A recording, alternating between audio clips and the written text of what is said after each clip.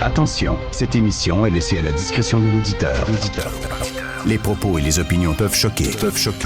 Oreilles sensibles s'abstenir. Richard Martineau.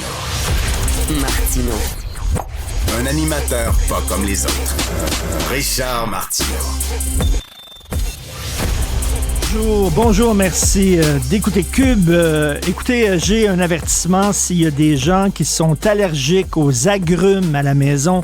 Faites attention parce qu'à 4h moins 10, ici, on reçoit Philippe Lorange. Donc, il y aura peut-être certains problèmes. OK, bon, c'est correct. J'ai un de mes amis qui vit près du village gay à Montréal.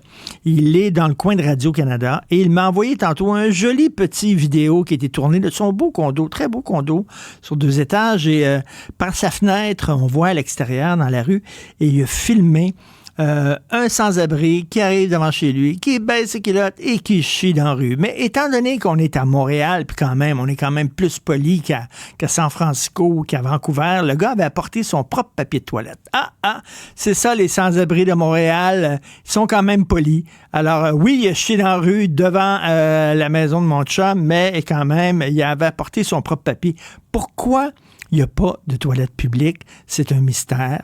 Par contre, la mairesse, des pistes cyclables, il n'y en a jamais assez, il y en a plein, mais quand vous avez envie de pipi, puis pas seulement les sans-abri, là, tu te promènes à un moment donné un soir, puis là, il faut que tu entres dans un commerce. Évidemment, les commerces disent, nos toilettes, c'est pas pour tout le monde, c'est pas des toilettes publiques, puis on peut les comprendre aussi. Comment ça se fait à Paris? N'importe où, il y a des toilettes publiques, sauf à Montréal.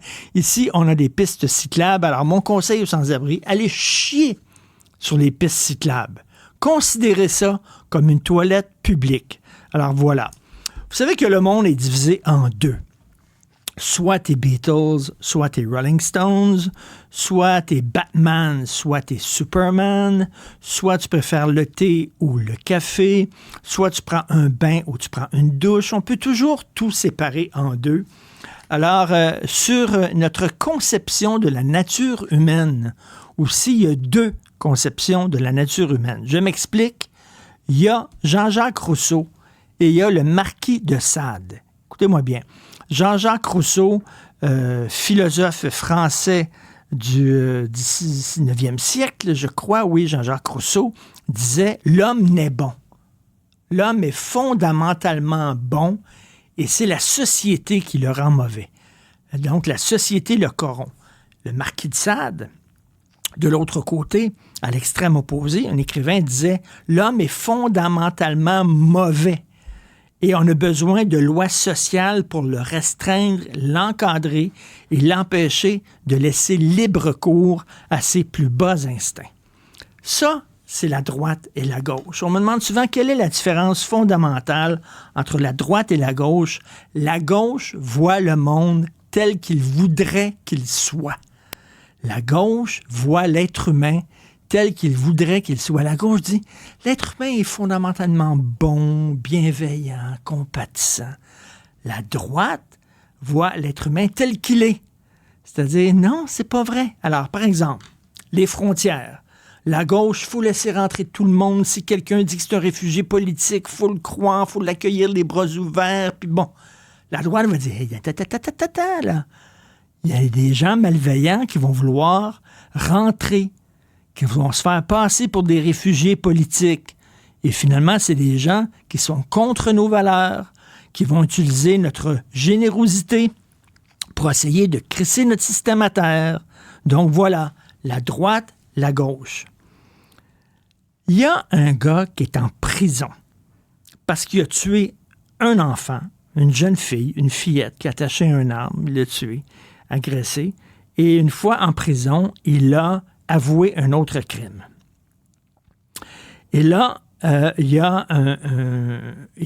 sort de prison, et là, il y a un groupe, Équijustice, j'imagine qu'ils sont de gauche, et compatissants et généreux, puis on dit, ce gars-là, il est correct, puis on va le laisser maintenant faire du bénévolat à côté de garderies puis de camps de jour. Ben oui, c'est une bonne personne. Il a appris de ses erreurs. La gauche qui vit dans le monde des licornes.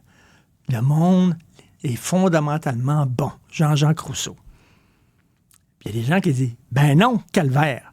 Tu mets pas un gars comme ça à côté d'un camp de jour et d'une garderie. Voyons vraiment arriver un peu, allumer, là.